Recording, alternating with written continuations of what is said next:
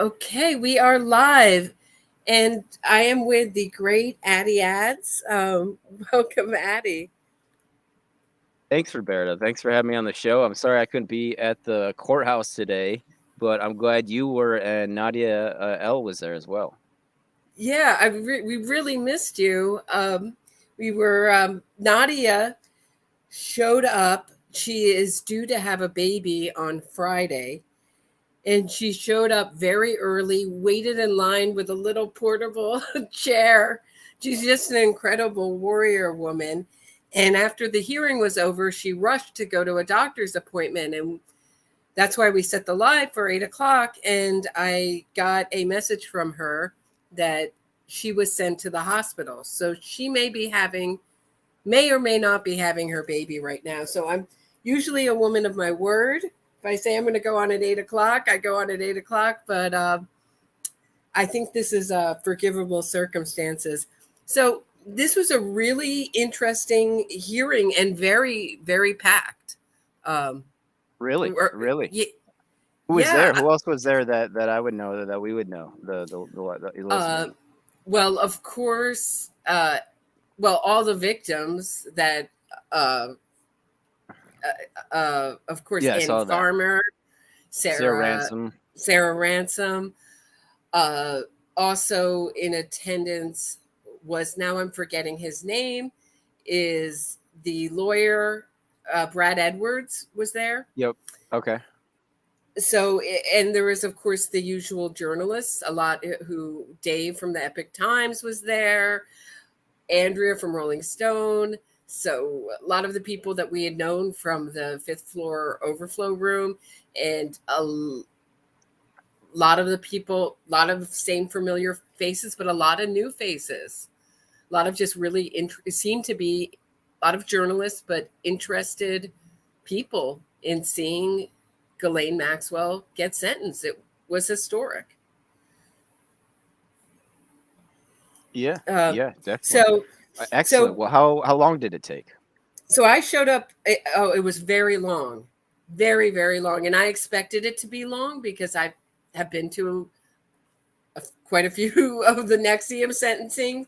And um, I know that there was a similar amount of there was more victims speaking at Claire Bronfman's sentencing, and I think that went on for 3.5 or 4.5 hours. So that's what I was expecting. I showed up a little over 3 hours early, and I did not make it into the courtroom. And Nadia showed up even earlier, and she didn't make it into the courtroom. But that ended up to be really fortunate because I wouldn't have seen anything. It was everything. I would have just seen the backs of everyone. And Ghislaine Maxwell spoke to the court, which I was not at length, which I was not expecting at all. So to start off, we started off with the sentencing calculations, and in the NXIVM hearings, that what that means is it's a sentencing guidelines. So they're calculating. It's a whole calculation by offenses, and you get certain points. It goes for victims. You get, for particularly egregious acts, you get extra points. It's a whole calculation, and usually that took, in the NXIVM hearings, I believe 30 to 40 minutes. In this, it took an hour and a half, and it was really laborious. And what Everdale did, and Maxwell was there in her prison scrubs, kind of light blue t-shirt scrubs. Underneath, she had a white undershirt. Her hair was dyed very dark black and curly to her shoulders, like we had seen in the trial. We were all required to wear N95 masks, so most of her face was covered with an N95 mask, but she frequently took it off to take sips of coffee. And for the most part, she sat very stoic, sometimes with her hand to her heart. She only had she only had two of her lawyers there. The Colorado lawyers were not there. So Palooka and, help me with the other one. Manager. Laura Manager. Laura Manager is really aggressive does a really do aggressive cross, and they were not there. So it was just Everdale and Bobby Sternheim. And what Everdale had done, he's the former prosecutor who had prosecuted El Chapo. What he had done very cleverly is he had made an objection in the sentencing saying that Maxwell, in 2004, the sentencing guidelines changed to be more severe. And what they said was Maxwell's crimes ended in 2003 because her victim that some of these charges were based on turned 18 in the beginning of 2004. So her crimes really ended in 2003. So it became a really technical argument. So what they wanted Maxwell to be sentenced under, which were the 2003 much more lax sentencing guidelines. And the government stood up and said, I believe it was Allison Moe, said, look, we know Maxwell's crimes were ongoing. And Judge Nathan challenged her and said, yes, we know they're ongoing, but can you prove it in this case with these charges?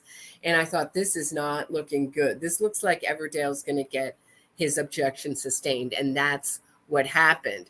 And there was a funny little thing when she was calculating some of the, I think they're called let me look at my notes. I believe they're called the base offender level.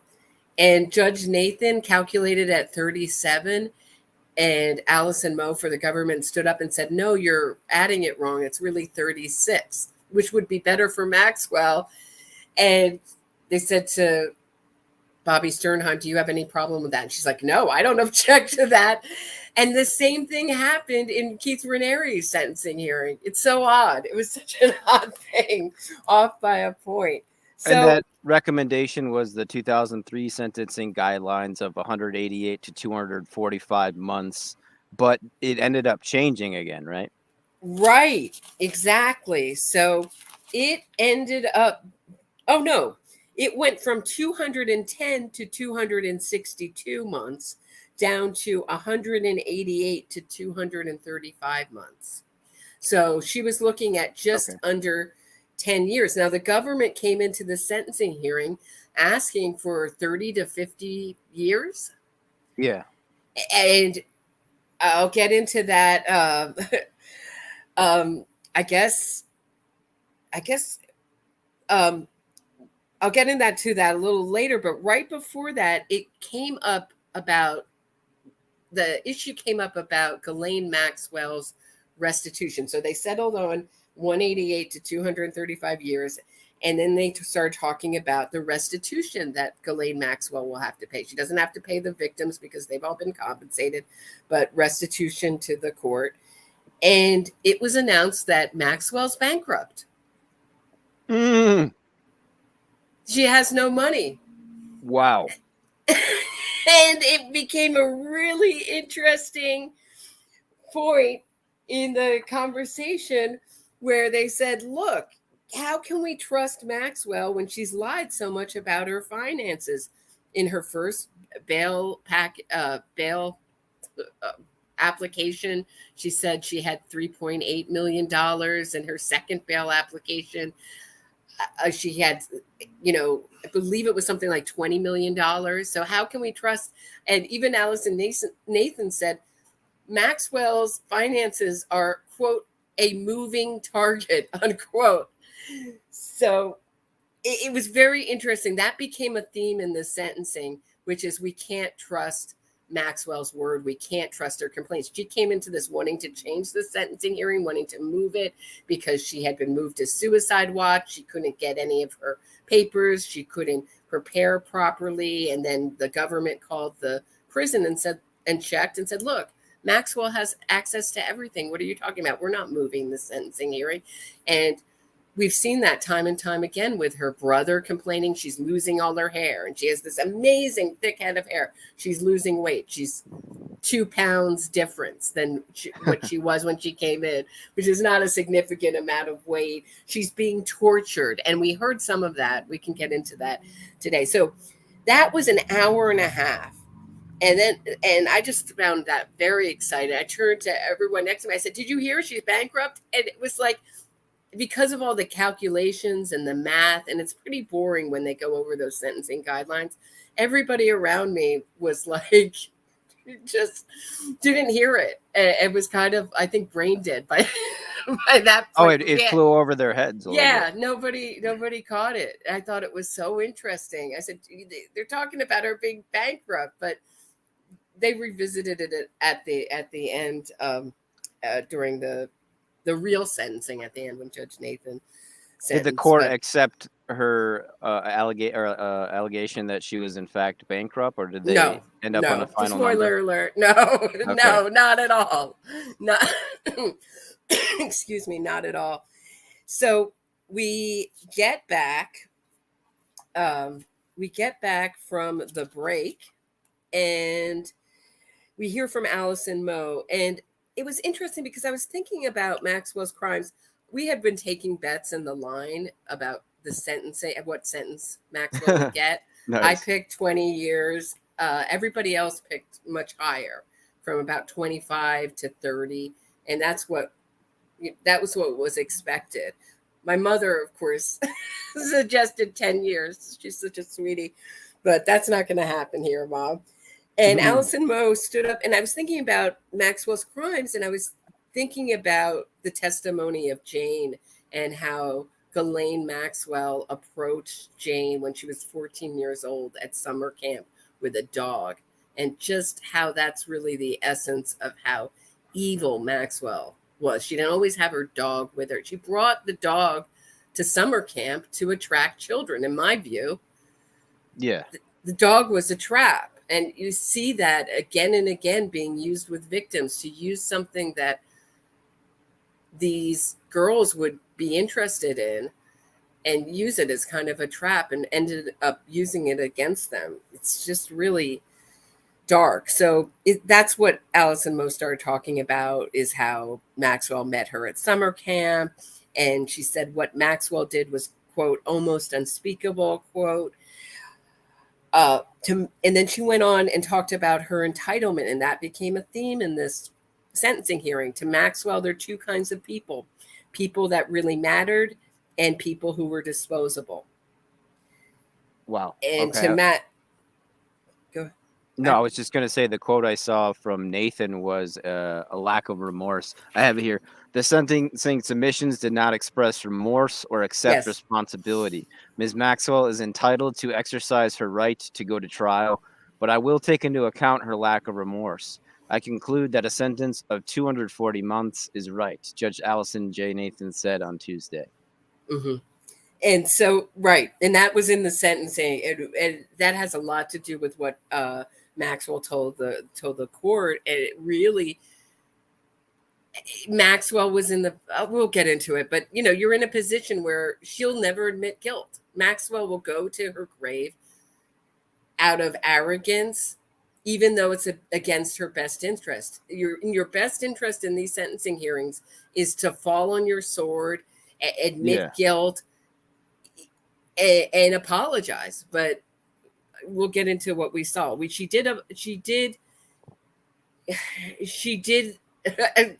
express remorse, but not in the predictable way, not in the way that is correct. Well, so, I'm sorry you feel that way. Yes, it was exactly. It was exactly. I'm sorry you feel that way. It's Epstein's fault. Spoiler alert. It's Epstein's fault. I regret meeting him. He was a terrible influence. I was abused by my father. Sorry, guys. Big spoiler alert. That's what it was funny because Nadia and I were talking about it. I said, how much do you want to bet she's going to blame Epstein for everything? But I wasn't expecting that. I'm sorry you feel that way. And we'll get into it. So Annie Farmer spoke. She talked about the long-lasting feelings of self-doubt and shame that have been the effect of Maxwell's abuse, the effect on her family, how she was afraid to go public for years because she was afraid of her career being ruined. She was afraid for her safety. And she talked about Maxwell's lack of remorse, her sense of entitlement. And then we went to Kate, who was another woman who testified in this trial. And she brought up the Roe versus Wade Supreme Court ruling being overturned. And she said, at a time when women's rights have been so viciously discarded, every single person should have worth. Virginia Giuffre, her lawyer, read her sentiments and her victim impact statement and said, Epstein was a terrible predator, but I wouldn't have met him if it weren't for you. And then she asked Maxwell, why did you enjoy hurting us so much? And she promised that if Maxwell ever got out of prison, she would be right there. Which was, and Sarah Ransom spoke really beautifully and said that she when she met Epstein and Maxwell, she wanted to go to FIT, and that every time she had an application for FIT, Maxwell said she would help her with the application, but every time Maxwell reviewed it, it was not acceptable. They told her she had to lose weight because she was a piglet. They sent her to a psychiatrist who put her on drugs that caused weight gain.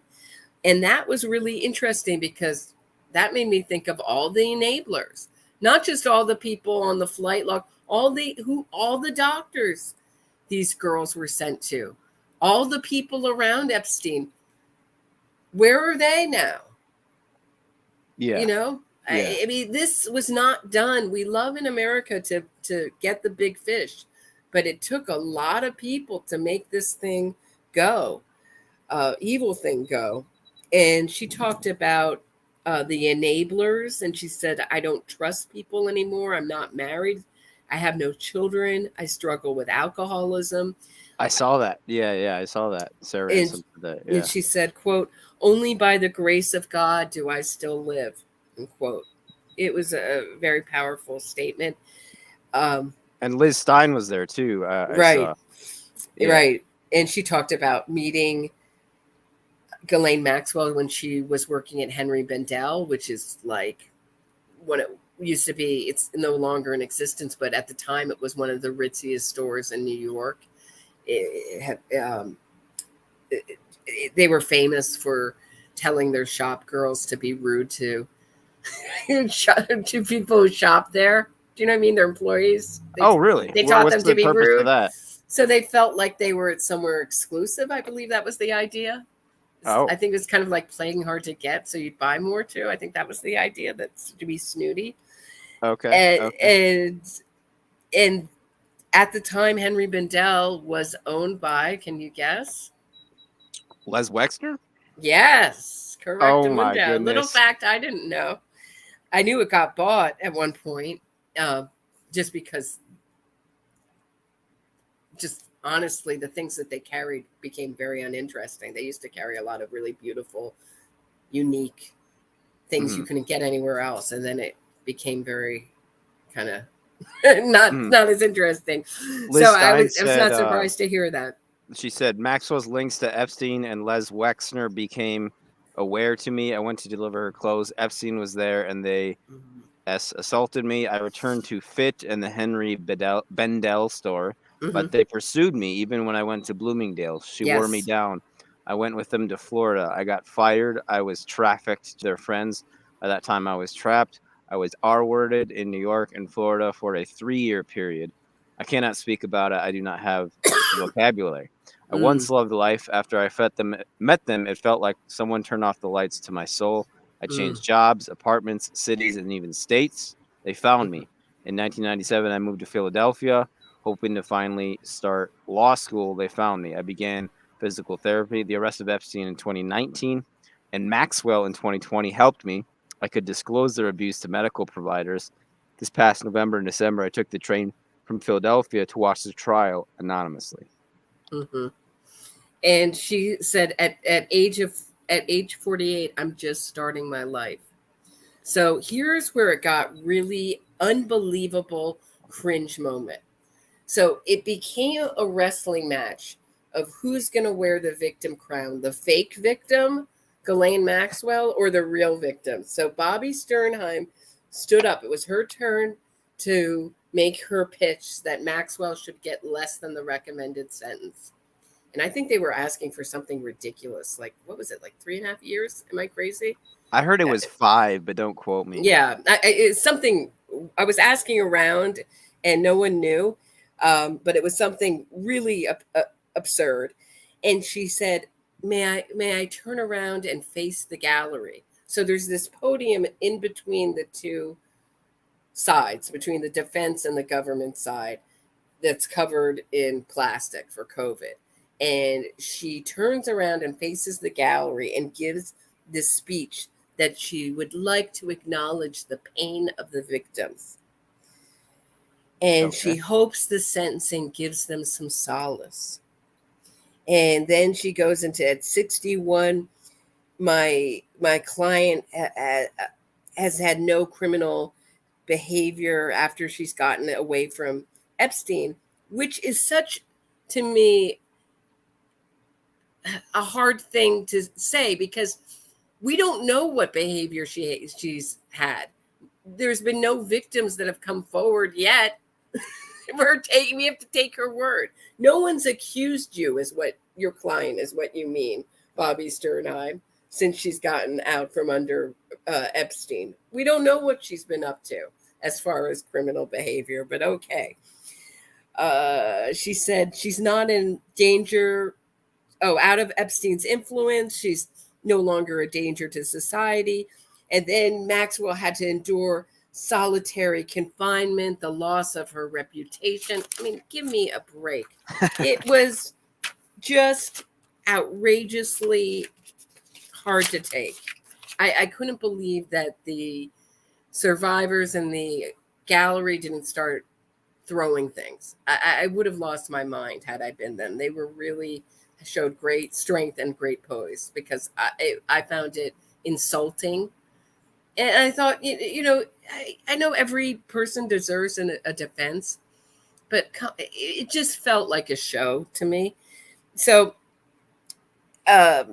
this is when they asked Maxwell whether she would like to give a speech. And I thought she would either decline or give some kind of very short speech.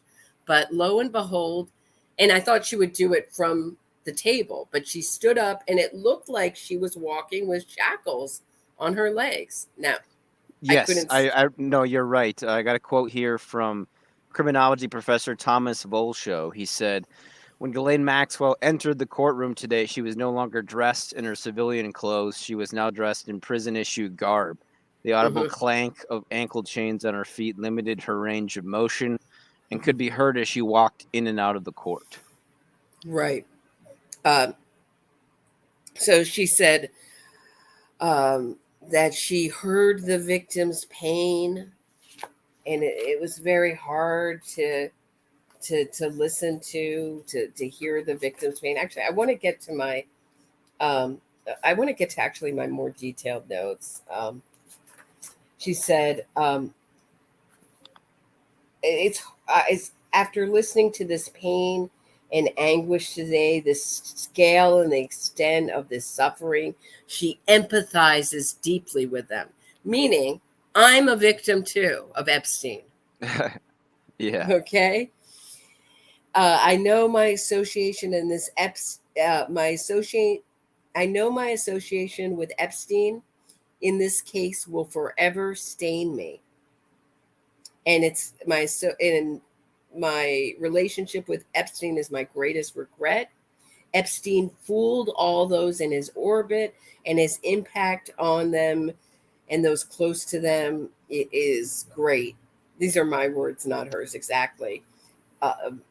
Jeffrey Epstein should have been here. Instead, it's me. And that was a theme in Bobby Sternheim's speech, that she's being prosecuted for Epstein's crimes. And I'm sorry for the pain that you've experienced. This is her speaking to the victims. Did you hear that, Addie? That was Yeah. you. Yes. No, I got you. I'm sorry you feel that way. I'm sorry to all the victims. Quote, I'm sorry for the pain you experienced. And, along with my harsh I hope my sentence, along with my harsh incarceration, brings you some peace.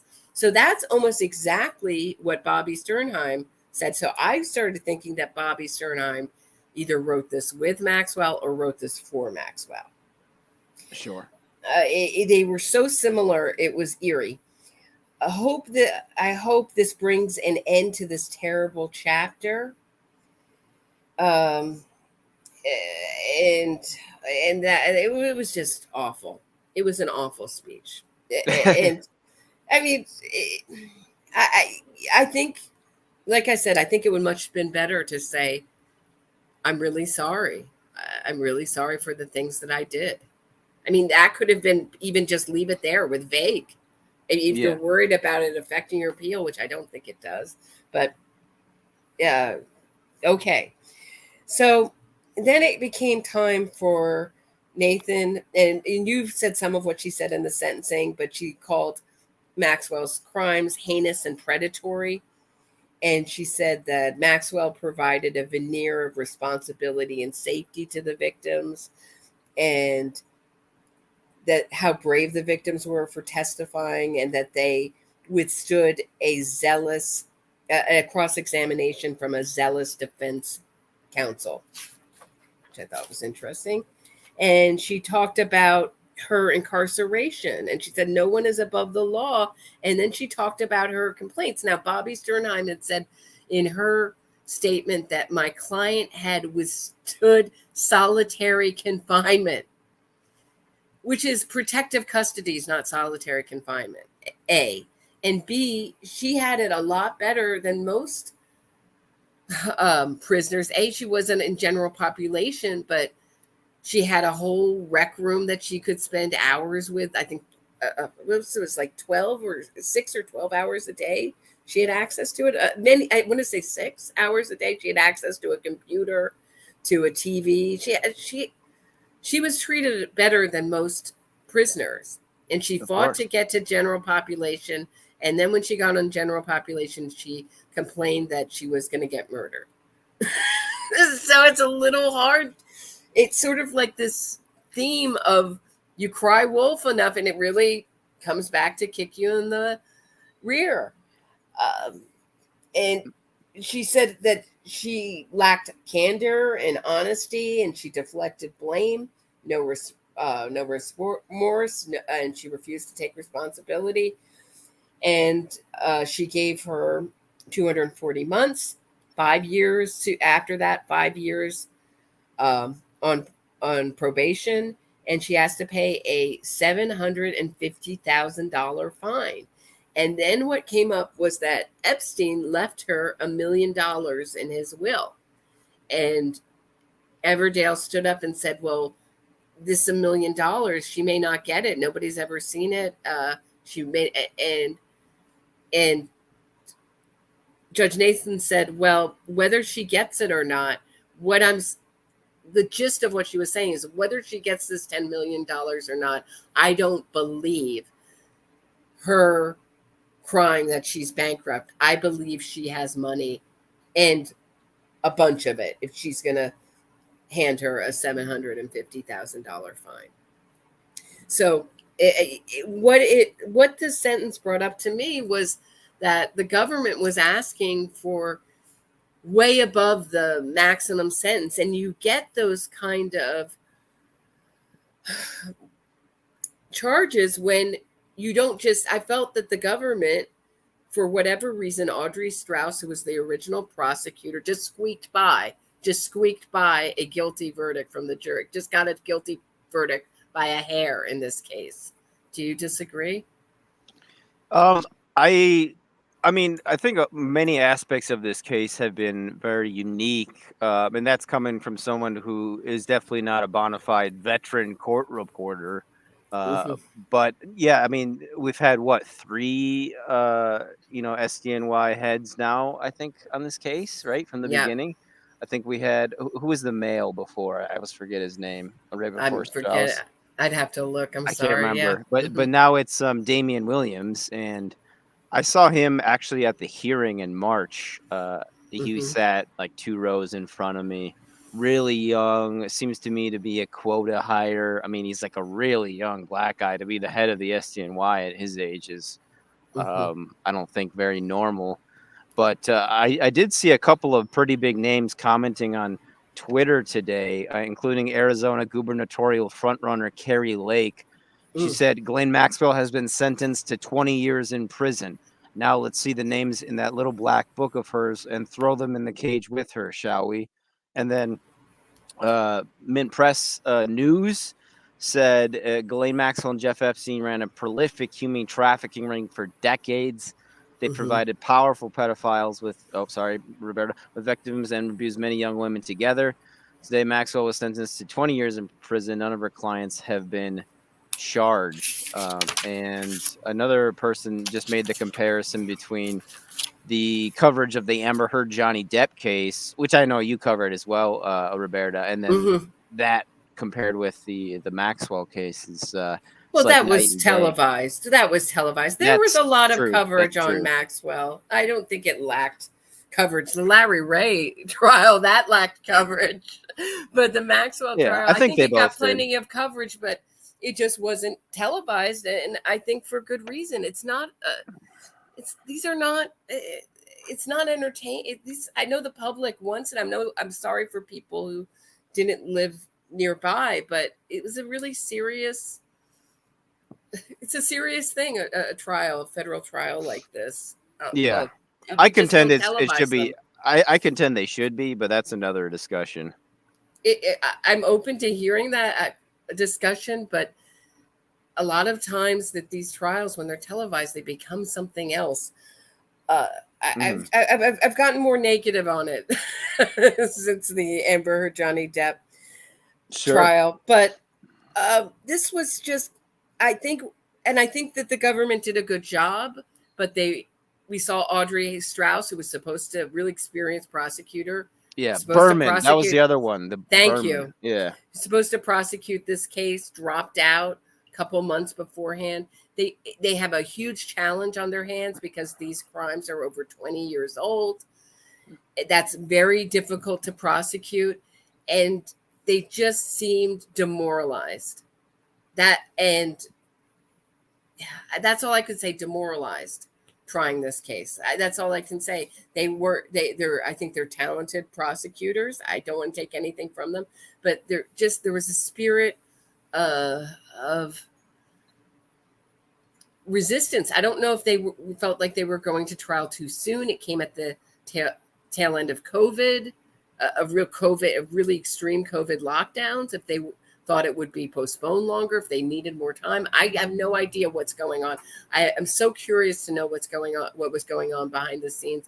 But they were up against a multi-million-dollar defense team, and they won. So they had a really hard. But I think to demand 30 or 50 years, that's when you slam dunk your case, and it's just overwhelming, appalling. I mean, these are appalling charges, but was it Yes. overwhelming? I I don't think. know. I mean, I That just think the government does that though. They they threaten everybody with ridiculous sentencing, right? And then you plead guilty to something that usually the person didn't do, just so you don't have to serve 50 years. And Well, I'm going to disagree with you I know on we that. see the state Right, differently. right, We do. right. But I think, but you're right that admitting guilt is a big thing, and you can get your Yes. sentence reduced to ridiculously low things if you admit guilt, and that's one thing that Maxwell's arrogance now really bit her in the ass. Now, she said she was never offered any deals in this. Now, that's very interesting. Did the government feel that the public demanded a really long sentence for these very serious charges that they didn't even offer anything? Had she come and asked for, did she ever come and ask for some kind of deal? I have Mhm. no idea. Is it one of the things that you can ask? But you have to, I believe you have to start from a point of, I'm open. I don't know if that ever, if she ever started asking the government, I'm open to trying to do this, and they shut her down. I have Yeah, no idea. Matthew Lee actually brought up that idea for the siblings to do right after the, the guilty verdict came, was to basically do a media stunt whereby you have a piece of paper and you say, "I have the names right here," but the court won't take them, and like put the public pressure on the court to, to listen to what Maxwell has to say, which I thought was an interesting idea. But I don't think we've mentioned that Sternheim and the defense team requested she serve her time at Danbury Thank you. Yes. Federal Correctional Institution, FCI Danbury in Danbury, Connecticut, which is a low security or minimum security federal prison that has an Right. adjacent satellite prison camp for the female prisoners there, which I'm sure that's where her defense team is going to want to get her, because the prison Mhm. camp has very loose restrictions on the inmates. Right. And I've seen an interview with one of the inmates at Danbury Federal Correctional Institution who called it a spiritual retreat. Claire Bronfman from the Yes. Nexium cult is serving her time there. I believe it's very cushy. That's its reputation. I thought she was going to go to the other cushy federal prison, which was Kentucky, where Martha Stewart did her time. But no, she was sent to Danbury, and that's, or it was, if the court accepts that, that's the recommendation in the pre-sentencing submission, and I believe the court will accept that. It's not often that they say no, you can't go there when that's recommended by the people who've looked at her psychological evaluation and other factors. So I believe she will go there. Claire Bronfman is someone who got way more than the recommended sentence after pleading out, who Really? the judge listened to. Yes, who I think she was supposed to do 3.5 years, maybe 3.25 years, got 7.5 because she was unrepentant. She tried to use Nexium tactics in her sentencing on her victims, and the judge was that Judge Garifas in the Eastern District of New York and Brooklyn is so psychologically in tune. It's crazy. He doesn't miss a thing, and he puts up with no BS. He's an amazing judge. And he picked up, she started to apologize, what looked like to people like me who were not in tune with it at all. It looked like an apology, a weird one from afar, but apology. What she was doing was using Nexium tactics and trying to re-victimize the victim.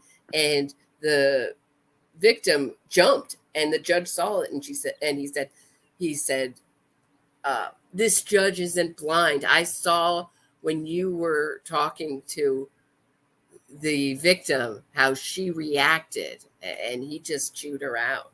And he thought, so he gave her way more. But people who I thought who were very complicit in that cult's crimes, like Alice and Mac, I thought they were going to do a lot more time, but they said they were sorry. Sorry goes a long way in court. Addie. Yes. A real sorry. Yes. Not I'm sorry you feel that way. A real sorry. Does anyone have any questions?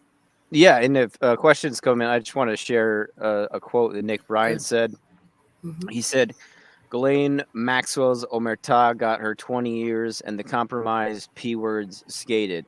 The odious coterie in our government that covered up Epstein and Maxwell for 25 years is breathing easy, but we still live in a democracy, right? So this isn't over until Americans say it's over. As Americans, we can demand justice for Epstein's victims, which means indicting all the perps, or we can concede that we're not categorically against child trafficking and become spiritually bankrupt. We cannot abrogate our responsibilities because of our corrupt government, Nick Bryant, author of the Franklin Scandal, said today. Great book. So I have a question for you. It's been brought up that Maxwell is so hated in our society because she's a woman. she's especially vilified because she's a woman, and that none of the men have been charged in this child sex trafficking ring. I mean, I would say, if anything, the fact that she's a woman has helped her. Like, why, for example, why is she still alive? Why didn't they just kill her? I think if she was a man, there was a greater chance she would have been Epsteined by now. And I think especially nowadays, it really helps in the court of public opinion. To be a woman. I mean, somebody in Atlanta, actually, when I was covering election stuff, they said something similar, but like basically women can get away with a lot more in terms of what they can say publicly. I mean, that's another discussion too. I mean, which I might have contended on our show before, or our shows or chats before, but I think that although there is bias in both arenas, I do think our justice system is actually more sexist than it is racist.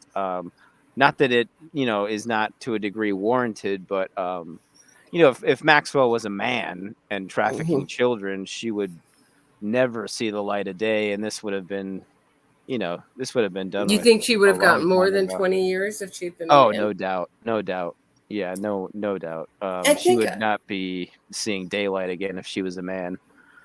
Well, I think also the fact that we expect women to be nurturing, and what she did was you would think that use those nurturing, I can be trusted. She used that to exploit and victimize girls.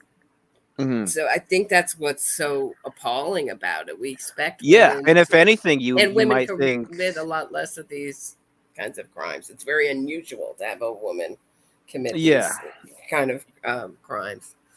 Yeah, and it's I mean, if anything, you might think that people would be more upset that she was a woman in doing this, but it's almost like she gets a bit of a break or something. Not forgetting the fact that she's a socialite heiress, deep state princess. True. And her family was there in the front row once again.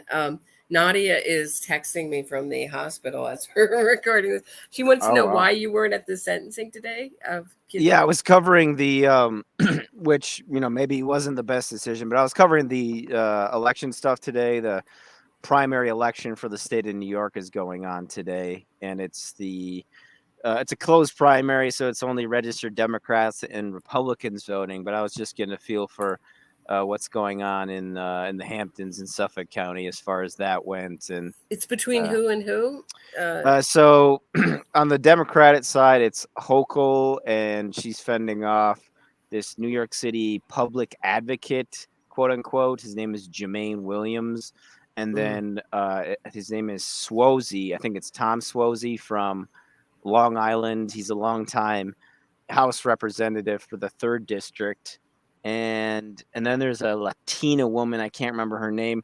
And then for the Republicans, it's Lee Zeldin, who is the GOP establishment-backed candidate, very pro-Israel a guy. He kind of turned on Donald Trump a while back. And then you have it's definitely more of an interesting race, I think, on the GOP side. I'm not sure that Hochul is going to get any serious challenge, but she is not running unopposed, so that is different than in Georgia, where you have Stacey Abrams, who's fully backed by the establishment in every way. It's pretty bizarre because she's literally just not anything right now. Like, she's unemployed because she stepped down from her position to run for governor in 2018 and failed, and now is still running unopposed. And she has like millions of Twitter followers. That's interesting. The actual governor, Brian Kemp, only has like 133,000. It's really bizarre. But so like that. Oh, I'm sorry. Go ahead. Go ahead. It's like that Mae West line when you're talking about how she doesn't work. When Mae West asks a guy what he does for a living, he says, "I'm a politician of sorts," and she says, "I don't like work either." Nice. I like that. So, there's a chance Hochul could lose, but on the Republican side, you have Lee Zeldin, as I said, and then you have this guy Harry Wilson, who's just kind of an independently rich businessman who's financing himself, and then you have Giuliani's kid, Andrew Giuliani, and then Rob Astorino, who used to be the county executive of Nassau. Current county executive of Nassau is Bruce Blakeman. Yeah, so that's on the gubernatorial side of things, but extremely low voter turnout. I'm not joking, 1/20th almost of what Georgia saw, even though New York has twice as many registered voters. So wow, really, and so who are you writing for now? well, this is something I'm doing independently, but I'm writing for the Star News Network as far as things Georgia go and Peach State politics and such. And then, writing for my Substack, of course, the Rundown Live as well, which is Kriston Harris's outlet, but that's just on an unpaid basis. So I'm still trying to figure out how to monetize my Substack.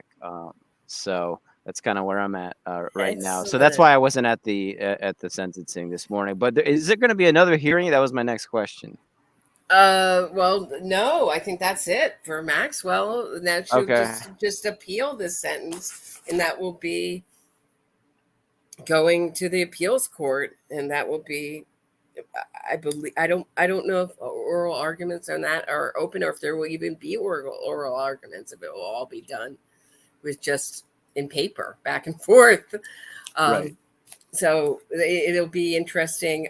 I would think it would just be paper back and forth. I don't know, but I think that's the last we're going to see of Maxwell for a really long time.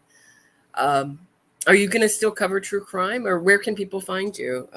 Thank you so much for doing this. Yeah, I will. I it's still a passion of mine. It's just a thing where I got to a point where I realized I had to get a more stable fixed income, and that means writing about stuff you may not want to, or covering stuff that is lower on the priority list.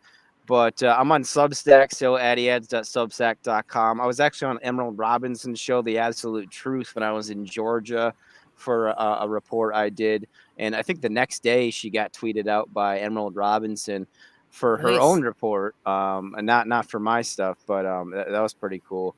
I'm sorry, Donald Trump tweeted out her or posted it on his website, whatever.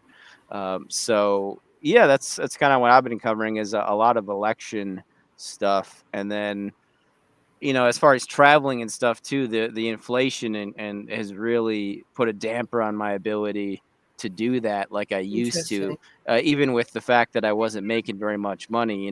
Like the airplane tickets now are just so crazy. I have to think thrice and more times if I really want to make the trip worth it, which it definitely was part of my decision today as well.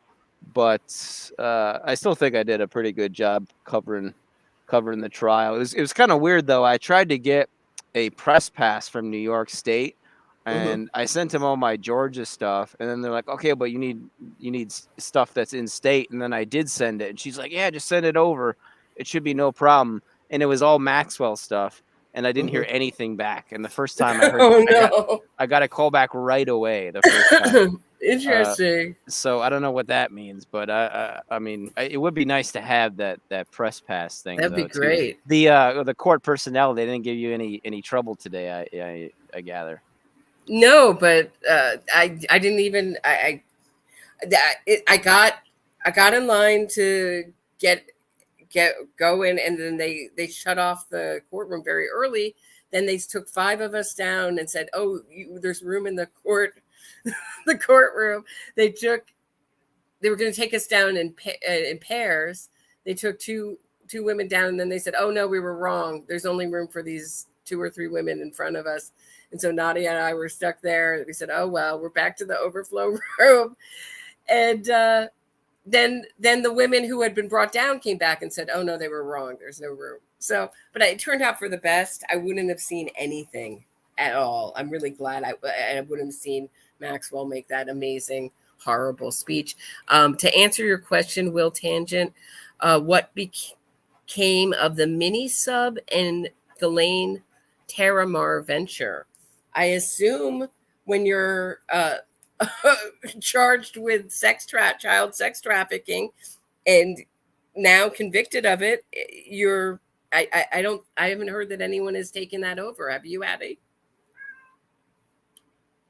Did I lose you? Oh, sorry about that. Yeah, I think the organization is now defunct. The Terramar thing, because it was really I think a PR attempt after Epstein got rearrested, if I'm remembering correctly. Mm-hmm. So yeah, it's no longer around. But the UN Secretary General Antonio Guterres actually had a representative on that board or on that organization. No way. So I just want to, before I go, I think we've done it. I'm about to drop. I've been up since 5 a.m.